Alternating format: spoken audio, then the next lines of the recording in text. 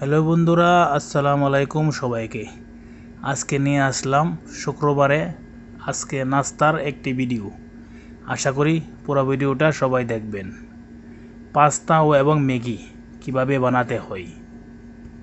প্রথমে আমি চুলার মধ্যে একটা কড়াই দিয়ে দিলাম, তারপর দিয়ে দিলাম তেল দেওয়ার পর তেলটা গরম হওয়ার পর দিলাম তেজপাতা, তারপর দিলাম এই গরম মশলা, এলাচি, দারচিনি, তারপর দিলাম লং, তারপর দিলাম রসুন আর কাঁচামরিচ, তারপর দিয়ে দিলাম পেঁয়াজগুলো একটু ভালোভাবে ভেজে নিব।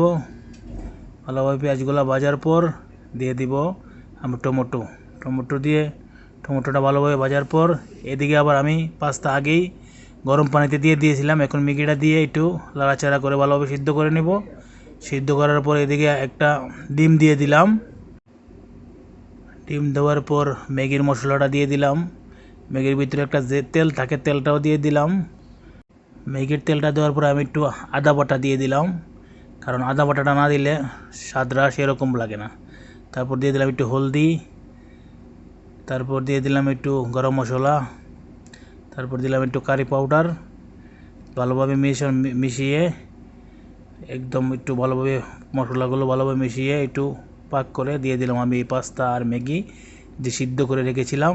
এটা দেওয়ার পরে ভালোভাবে পাস্তা আর ম্যাগির মধ্যে মশলাটা মিলিয়ে নেবেন, ভালোভাবে লাড়াচাড়া করে।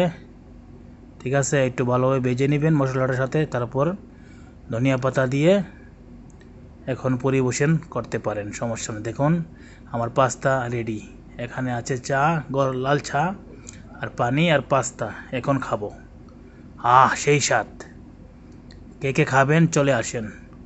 পাস্তা আর ম্যাগি মিলিয়ে রান্না করবেন, আমি যেভাবে রান্না করেছি, দেখবেন সেই স্বাদ। একটু পানি খেয়ে নেই, দেখবেন সেই স্বাদ।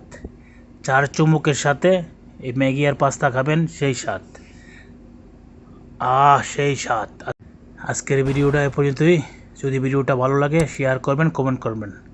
একটা ভিডিও বানাতে অনেক কষ্ট হয়, আপনারা যদি ফলো এবং শেয়ার না করেন ভিডিও বানাতে কি মনে চায় বলেন? আপনারা ভিডিওটা লাইক করে দেবেন ইনশাআল্লাহ।